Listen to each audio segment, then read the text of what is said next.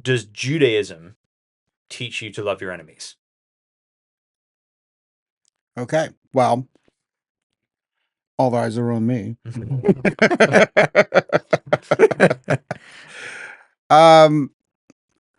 I think, in a sense, it's not as explicit as Jesus, right? But Jesus is drawing from, like the Torah and the things that he's saying.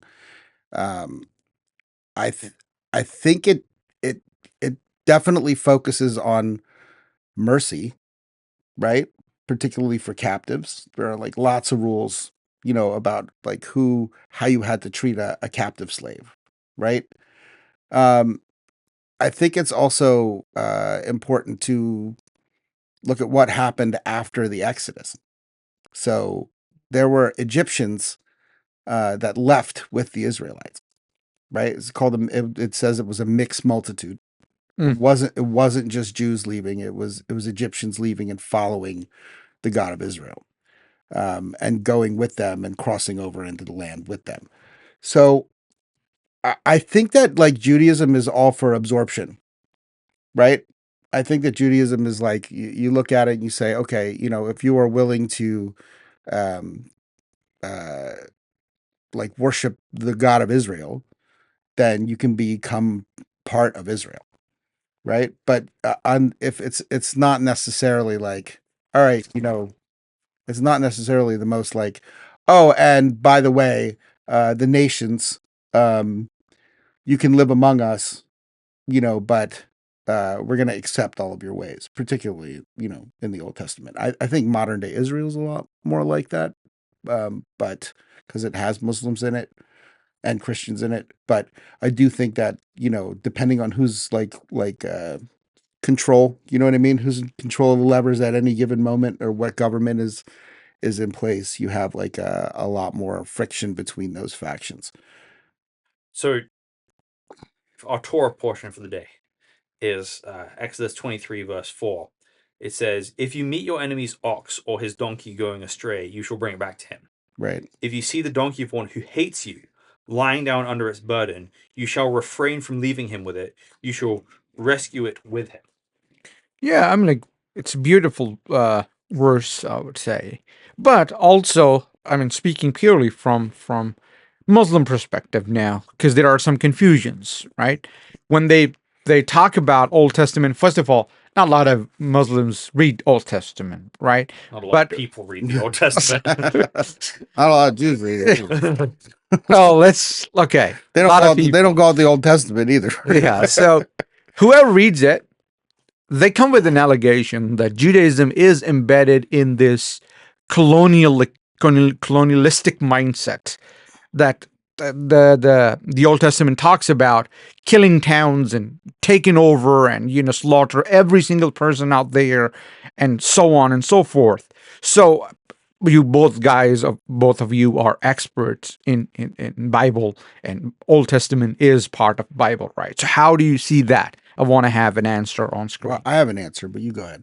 So, actually, in Deuteronomy itself, the Canaanites are a civilization that is especially corrupt and has interbred with demons, like literally.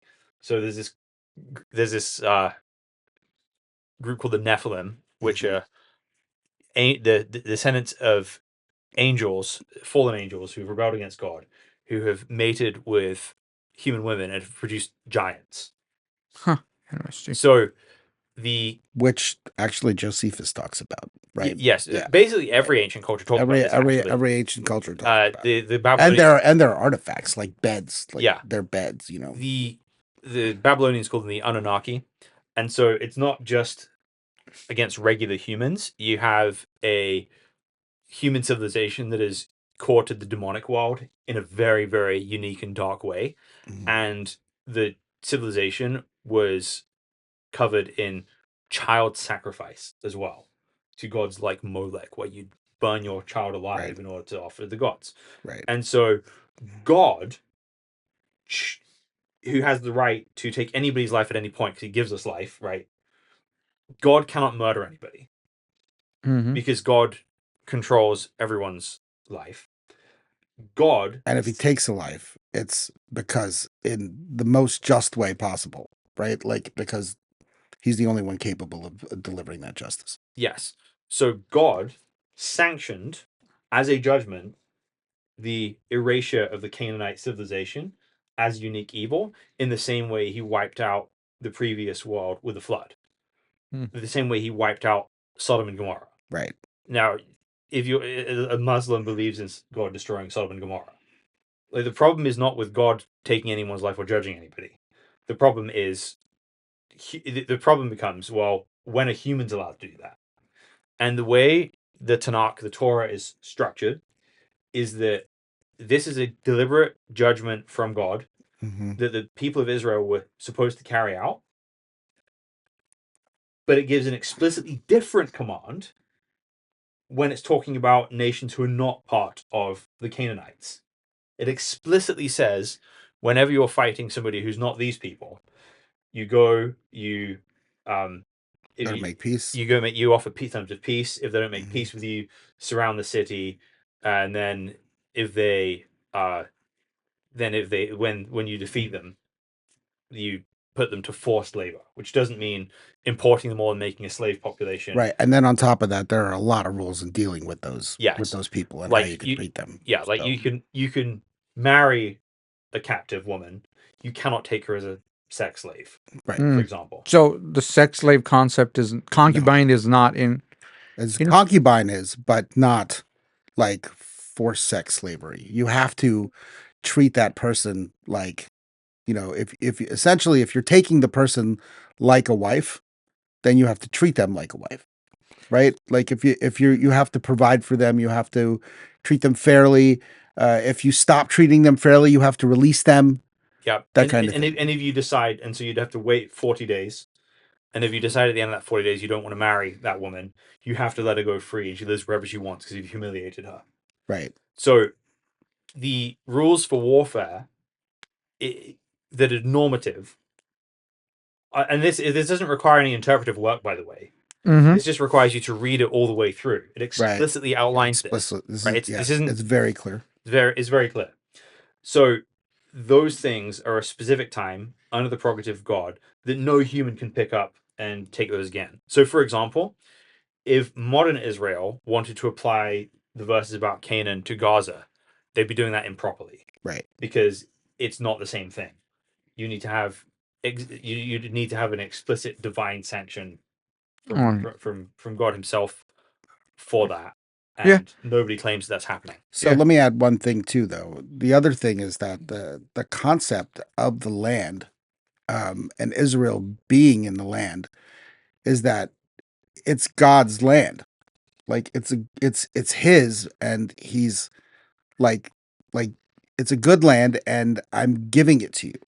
But in no way should you think that it's yours because of your own deeds, right? Like I'm the one with you. There's so many times when they were like, we're gonna go to war against this nation, and then they go to war, but God's not with them, right? He doesn't sanction it.